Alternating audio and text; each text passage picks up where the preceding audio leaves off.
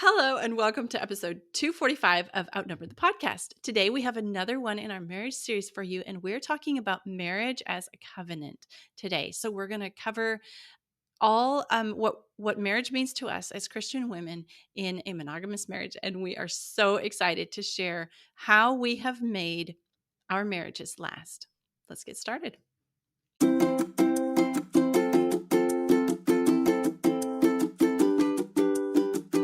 Hello, and welcome to Outnumbered the podcast. I'm Audrey. And I'm Bonnie. We are experienced moms to a combined total of 19 children. In our weekly episodes, we explore relatable topics using our perspectives of humor and chaos. Tune in for advice and encouragement to gain more joy in your parenting journey.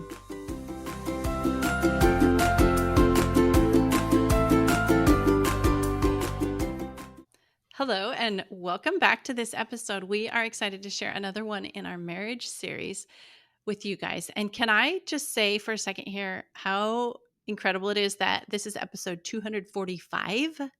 Bonnie and I are getting so close to like 250. I know.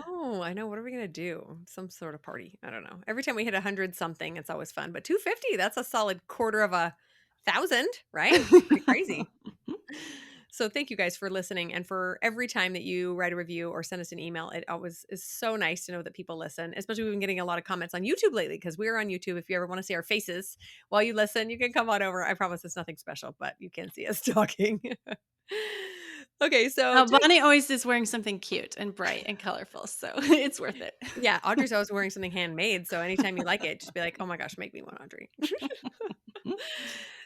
So talking about marriage is so fun. I mean, it is a serious topic, but we like to have fun with it too because you have to. It's a relationship that will be in your life forever. And so we often joke about how we are married, very, very often marry opposites, right? Opposites attract, as they say. And what I've noticed is that it can be really, really fun to kind of tease each other about our weaknesses. But I'm so grateful for my husband's weaknesses where I can shine and his strengths where I don't have to shine because I'm not great at them.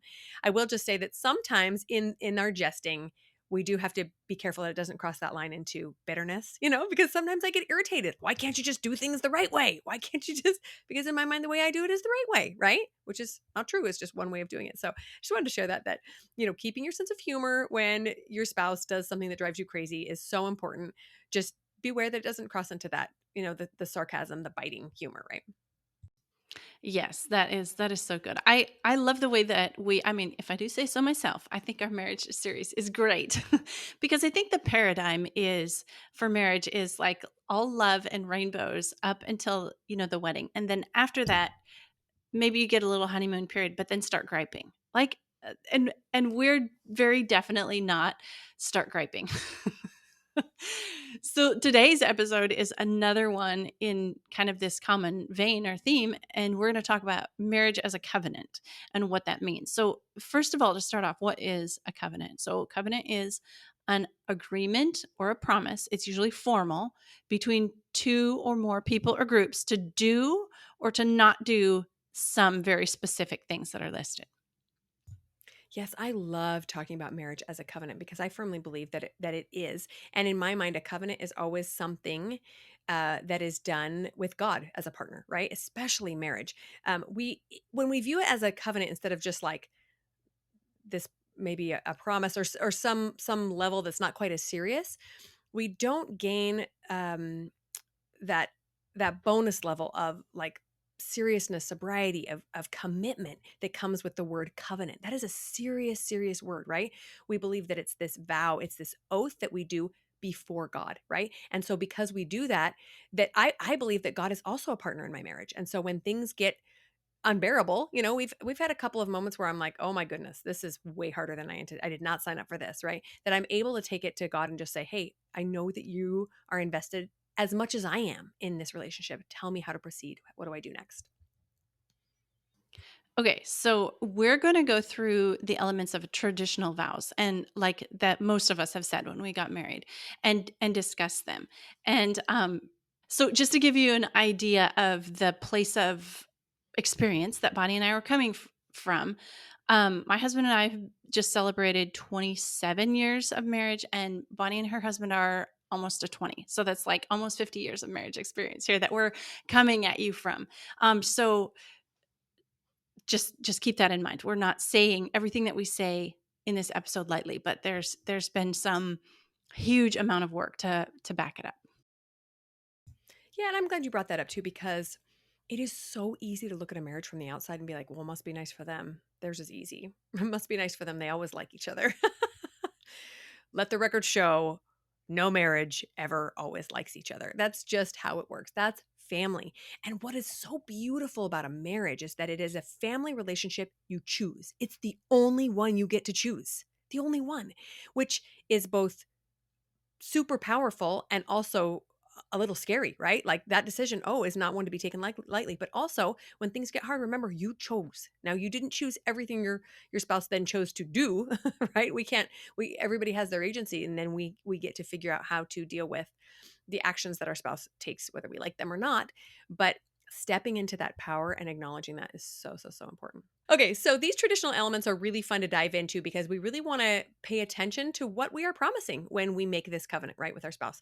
Um, the wedding ceremony that we do in our religion is actually has some different wording than this traditional one, but we're going to go through the traditional one because I think it's pretty common and all of the concepts are pretty much the same. And that first line generally tends to be I and say my name, right? Take thee, my spouse's name, to be my wedded wife or husband, right? Depending who's saying it. What we love about this concept is that it indicates that choice, like I was saying, right? It is a choice. We're not forced into it. We're not arranged into this contract. Thank goodness. I mean, there are countries that do that. And actually, a lot of them work out really well. So maybe there's something to be said for that. But acknowledging that choice, like I said, it's the only one that we choose. Allows us to step into that power that even when our spouse does something dumb or we do something dumb, right? We say, yeah, but I still chose to be here and I can still choose to move forward. Yeah, it's so cute. So, of course, we have some adult children, and my husband and I have just kind of really enjoyed watching them.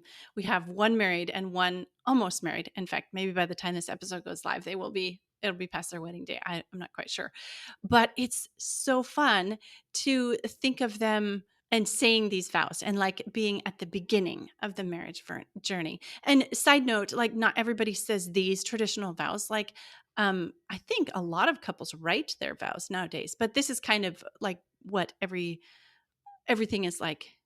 This is the springboard for what all the other vows are, based off of. So anyway, yes, that choice. So some people believe that God chose their spouse for them, and that's what my husband and I believe. And it's been like a super powerful holding power for us to trust that God, in his infinite wisdom, chose the perfect person for me. Like the yin to my yang, or whatever you want to say. Like everything that I needed for the future growth and everything that my husband needed for his future growth was a seed in the other one. And like that, like he put us together for a reason. And that to me has been that belief has been super powerful in holding us together, because then it's not me. Like, yes, I chose to accept who God had chosen for me, but like it's not, if I can choose it, then I can unchoose it, right? Just kind of making it more powerful than just inside of me. Oh, I love that belief. That is so, so, so beautiful. And I love what you're saying about what you needed to learn could be, or how you needed to grow could be a seed that was in your spouse. Because guys, how do we grow? We grow through turmoil, like through hard things. We don't grow because everything is hunky dory. I mean, sometimes my husband teaches to be something that is amazing and it didn't take a trial to get us there, but very often it's something that we didn't agree on, or it's something that we had to come together on and kind of talk about and disagree on a little bit.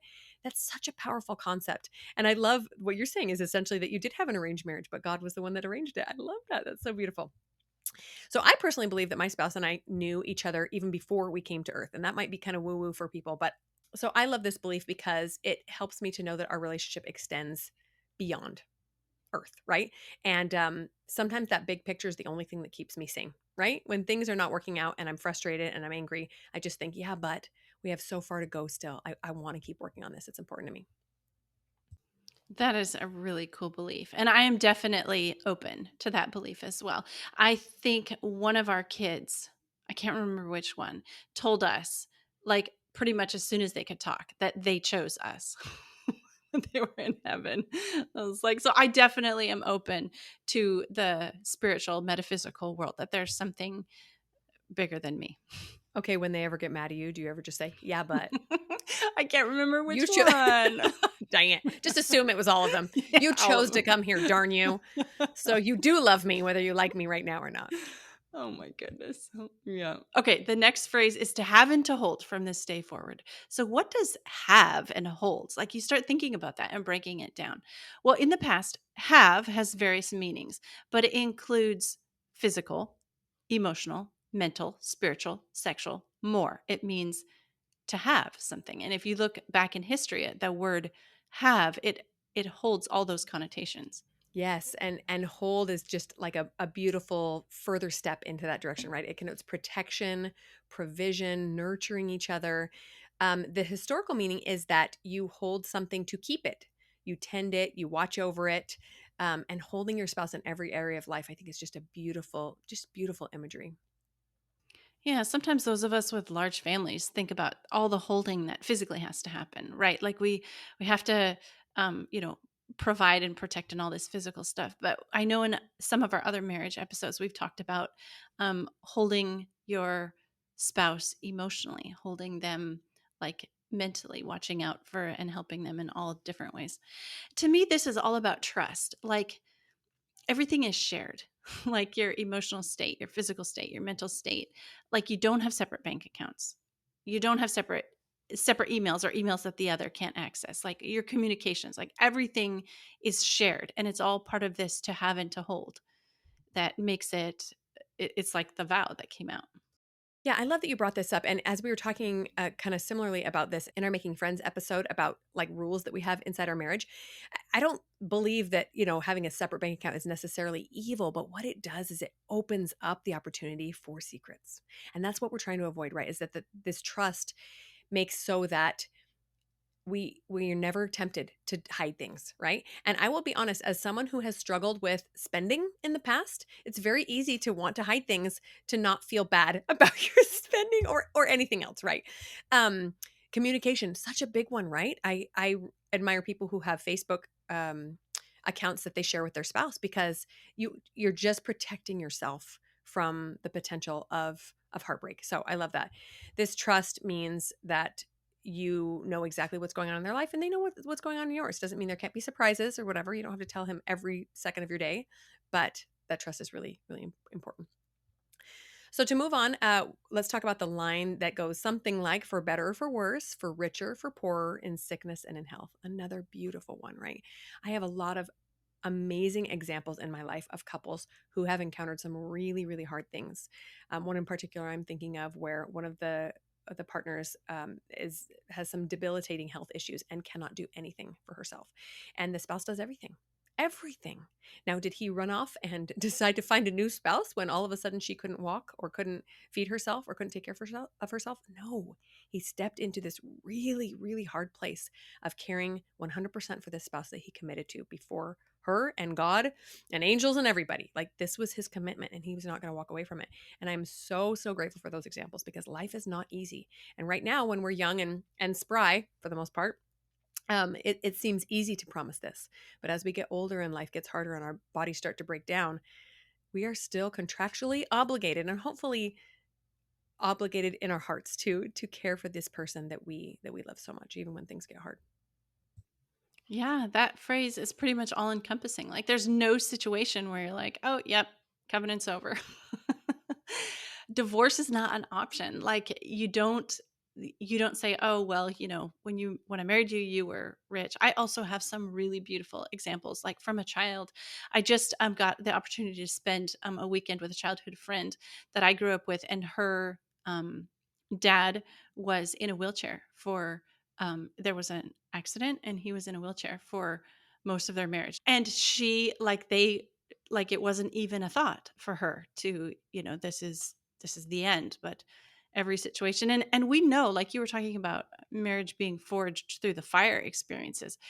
This is these situations when there's financial distress, when there's sickness, when there's health, when there's disability, that is when it gets really hard. But my sister shared with me something that somebody, a minister said to them at the beginning of their marriage. And it was, don't even use the word divorce lightly in your home. Like, oh, if you do that, I'm going to divorce you. Like, don't even use the word. Don't even let it come into your home. And I thought, well, that was really, really good advice. It's treating the whole concept lightly, and just divorce is not an option. Yeah, I love that. I personally like to think of the word divorce almost like the word death. Like I would never joke about my spouse's death. I would never joke about the death of our relationship, so we don't joke about that either. And I firmly believe that when there is an escape clause to anything, it's just harder to be fully committed, right? Like when there's a cancellation policy for a membership, I'm like, all right, well, if it doesn't work out, I'm out. And I know that's silly, but that is how it works in a relationship, right? So that is why we firmly believe in being married before a sexual relationship and before having children, because then you are glued together, you are bonded together, right? Otherwise, we bring children into a relationship that may or may not last. Again, sadly, marriages are dissolving at a rapid rate these days as well. But when we choose to be 100% committed, we are much more likely to give our children the household, the home, the family that they deserve, which is coming to fully committed parents who love each other. This ad is brought to you guys by Novely. You all know we both love to sew our own clothes. Why? Because it's so hard to find cute, comfortable, and stylish clothes with enough coverage. So that is why I started Novely 4 years ago. I wanted to give moms cute, colorful clothing options that were bold and fun, but also kept us from flashing the neighborhood when we were playing with our kids on the swings. Novely carries tops, bottoms, dresses, and more. But the most exciting recent addition is the Letty Bra, a super soft, comfortable knit bra designed by our favorite Bonnie that you can wear under those lower cut tops or dresses that show a little more than you like. Yes, I'm so excited about this bra. It comes in black and white, and I wear mine pretty much anytime I want to forget that I'm wearing a bra. I mean, can you imagine wearing a bra that you're not desperate to take off at the end of the day? That would be so great, right? Okay, be sure to check out novely.co for the latest in stylish, colorful clothes for moms, and go get on the newsletter to be updated on their next exclusive designs. Okay, the next phrase is to love and to cherish. So, love is a choice. This is something that I wish I would have realized a whole lot sooner in my life. But the only way that you can feel love is when you are actually giving love. That is when you can actually feel the love. It's something you have control over. That is such an empowering thing. I can love you. Like, I don't have to feel love. I don't have to wait for someone else to show me love for me to feel love. I can love you and feel the emotion of love. Love is a higher form of existence that God intended us to, not only to experience, but to live in. And He provided marriage as that pathway to allow us to experience love. Yes, when I learned that concept, I was really blown away too. You know, like Audrey can love me all day long, but until I choose to feel love towards her, I'm never feeling her love. She can't like send it through the airwaves to me. She can't, I mean, she can tell me lovely things, but only until I choose to feel that love. So opening ourselves up to feeling that love for our spouse is the only way we get the benefit of being married. Because if we're stonewalling the love, like he can send all the love in the world, but you guys know what that's like when you're in a fight, right? And he wants to make up and you're not ready. You're not feeling any love because No, you've chosen. I don't know what that's like. No, that's yeah. Well, for those of you who have less perfect marriages, maybe you might know what that's like. But only until we open ourselves up to it do we get the benefit. So what are we waiting for, right? We want those benefits.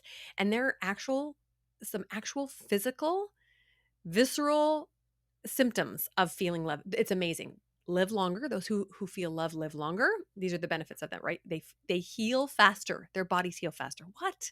They have lower blood pressure, stronger immune systems. They're more physically fit generally.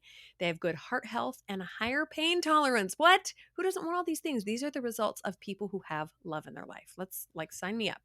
So incredible. That love, the feeling like it actually is working a good thing in our body. So incredible.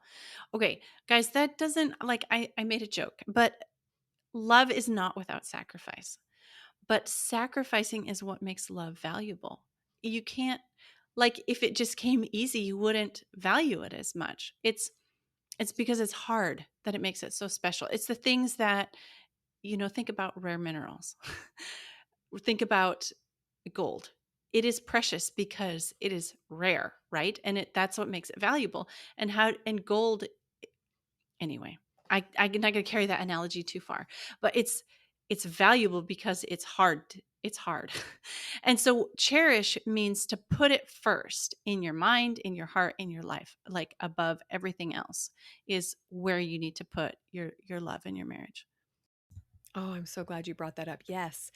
Unfortunately, I think love is too rare in this world. True love, like unconditional love. It's so hard for us humans to wrap our heads around that. We just want, well, yeah, I'll love him, but he has to do the dishes. He has to step in the way I think he should. But that's not how love works, right? um I immediately think of the love we have for our children, because what a blessing we get as moms to understand that love. I think that brings us so close. A mother's love brings us so close to understanding how God loves us, but we still don't get it because we're just human and imperfect, right? But understanding that can give us a little glimpse into the potential for how we could love our spouses, because that should be the priority. But sometimes it's easier to love my little kid than it is to love my spouse, because I have expectations for him, right? I have things I think he should be doing. Whereas the love for my children is very often pure. And I don't know that that's necessarily the right way that things pan out, but sometimes it's just easier that way. I did want to share that this last Sunday we studied charity in church. 1 Corinthians 13 is like the master class on charity. So if you struggle with love for your spouse, go read that chapter. It was like just light bulbs all day long. It teaches you so much about that pure love of Christ that we can't get on our own. We have to pray for it. We have to work for it. We have to have help, because we don't naturally come by that kind of pure love, but it is available to us. And like you said, Audrey, the more we step into it, the more we benefit. We're not doing it to help the other person who may or may not be worthy of it, right? That's the thing. None of us are worthy of it, but we get to benefit from it when we share it.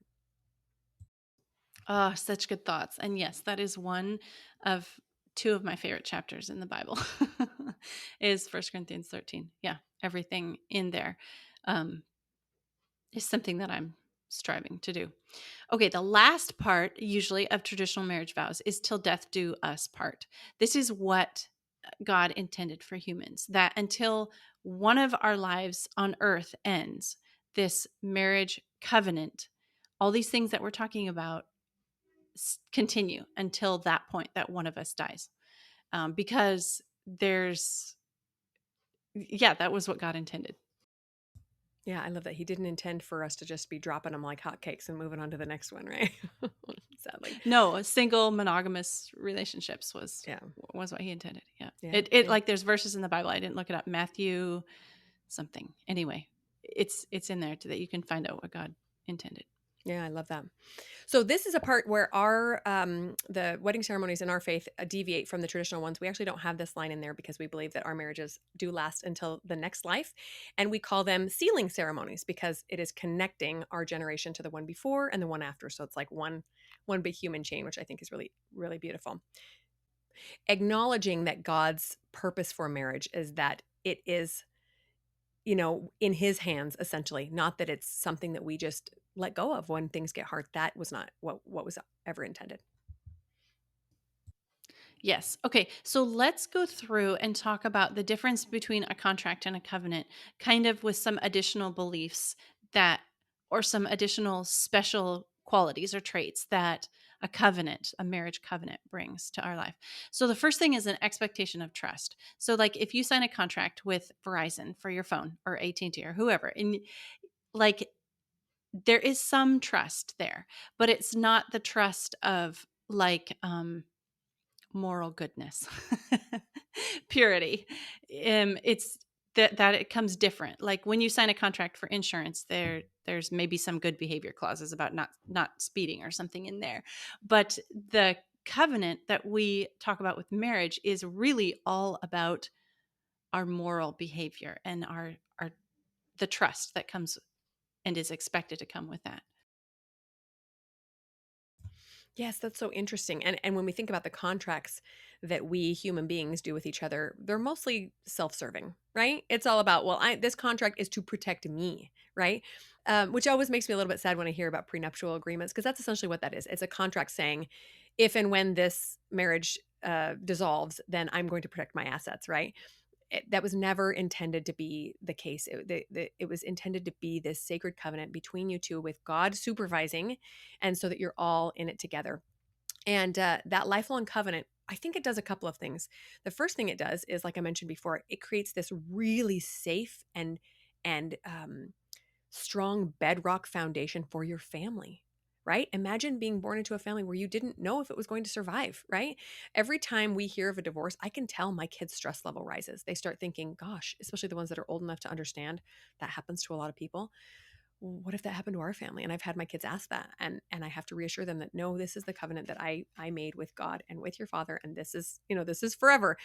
But having that foundation is crucial for kids to grow up in safety. And the other thing it does is it allows us to be our true selves. Like, how many times have I done something dumb where I'm embarrassed and kind of ashamed, and my husband doesn't care. I mean, he might tease me about it, or give me a hard time, or maybe even lecture me about it because it was dumb. And yet he still loves me, and it doesn't matter. Even if it was something that ended up hurting him in one way or another. That is the strength of this lifelong covenant, is being truly being yourself, feeling comfortable to be yourself, and knowing you're going to be loved no matter what. Okay. A covenant also involves a shared identity, which is kind of a weird thing. Like, what other kind of contract would you sign that would involve you sharing an identity with another person? Like, the Bible puts it in the words of the two become one. It involves intimacy, but it involves all those other things we were talking about earlier. Like, you're not your own person anymore. You are a unit. And just a quick side funny story here is there was a gentleman in our meetings that we go to every Sunday, and he was having a difficult time learning all our names. We have a lot of kids and all that. And I can't tell you the number of times he called me my husband's name. And every time I would just love it. I would just smile and I would say, that's okay. I really think that's a compliment that you think of me as like connected with my husband. That's so cute. Yeah. So And then another example of this is among the Amish, there is a lot of same and similar names used. And so like they will, like say there's 10 women in the community named Leah, then they'll start to refer them as, oh, this is Abraham's Leah, or this is Jacob's Leah, or this is, their husband's name. And I just love those two examples of the shared identity that comes with this marriage covenant. yeah, I think it's too bad that our society has become so, I mean, I'm all for women's rights. Let me tell you, I am a pretty feminist Christian, but it's too bad that our society has looked down so much on taking on your husband's name, right? Because I think what that's doing, it's not subservient, it's unifying. What it's doing is realizing that I'm no longer this person, he's no longer this person, we are this together. Maybe it'd be better if we chose a different name, a third one altogether. Maybe that would help people be happier. I don't know. But yeah, that two becoming one is so, so, so powerful. And an understanding that this is an exclusive relationship, that you only have this close tie with this one person. I'm reminded of how many times we learn in the Bible, that the analogy of Christ marrying the church, right? That there's an exclusivity there, and I think God is trying to teach us something there, right? This is a little glimpse of just how jealous of God he is with his relationship with us as well, right? And if we can figure that out in our marriage, maybe we can figure it out with our relationship with God too. One thing that's really different between a contract and a covenant is the emphasis on forgiveness.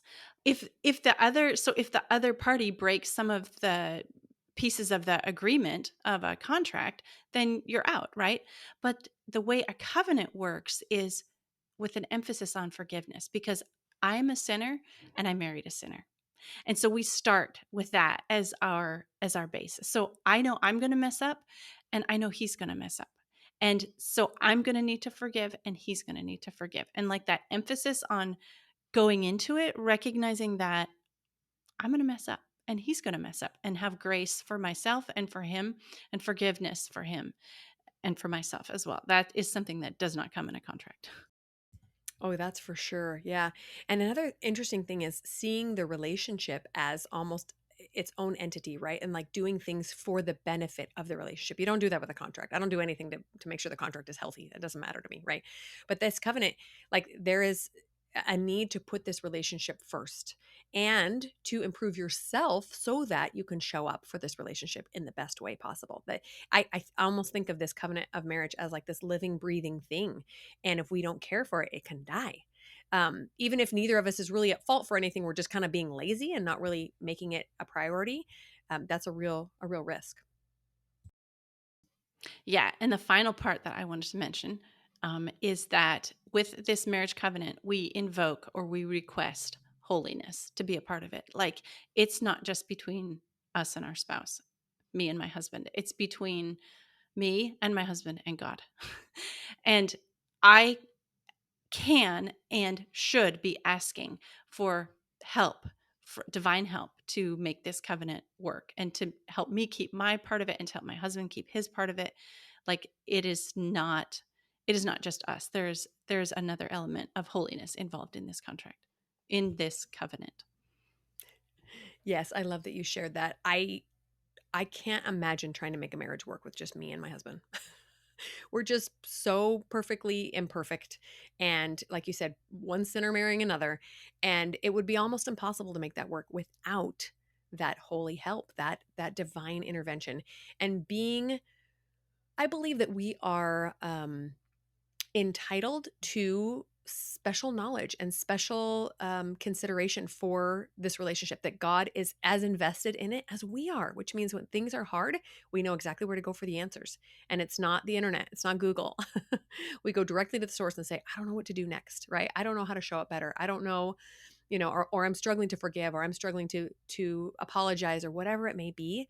That thought, that knowledge that God cares about it as much as I do is a game changer. And it makes me realize that no matter how hard things get, I will always know what the next step is. The final thing I want to mention here about marriage as a covenant is I believe that marriage as a covenant with my husband is practice. And that is for an eternal covenant with God, an eternal marriage, if you want to use that analogy, with his son, Jesus. And how well I am able to imperfectly work on this covenant and be involved and be one party of this marriage covenant is practice for someday the future marriage of the bride of Christ with him. And like you can discount everything that we're saying and say, oh, well, there's those people that are so old fashioned and divorce is an option and all that. But in when it comes to the judgment day and eternity, like it's not there is no out. Every person is going to be there. There's going to be a marriage and we're going to have a part in that somehow or not. And like I just so much want to focus on that my marriage is an opportunity to practice for something bigger and better someday. Oh, I love that concept. And really, if we believe that this earth life is not the end, then there's a whole lot of practice we're doing here, right? We're trying to become these people that we've been shown an example of in Jesus, and it's going to take us our entire life and then some to figure that out. But what a beautiful opportunity we have to practice with another imperfect human being and to have an amazing relationship in the meantime. Like this isn't supposed to be drudgery. It's supposed to be fun and loving and exciting, and it can be, but it is work, and we have to put the time and effort into it that it deserves. Okay, guys, before we sign off, I have a little homework for you. Go look up your marriage vows that you said. And if you get the chance, maybe on your anniversary or something, say them again with your husband or read them again. It'll help you remember and maybe have renewed commitment to this marriage covenant that you made. That's it for this week. I'm Audrey. And I'm Bonnie, and we're outnumbered. Thanks for listening, friends. Click the link in the show notes to subscribe to our email and never miss another episode. Show us some love by leaving a review on iTunes or sharing the podcast with a friend. Thanks for all your support. We'll talk to you next week. Hello and welcome to episode 245 of Outnumbered the Continent. I'm not marrying you, Audrey. It's been a day. Oh my goodness.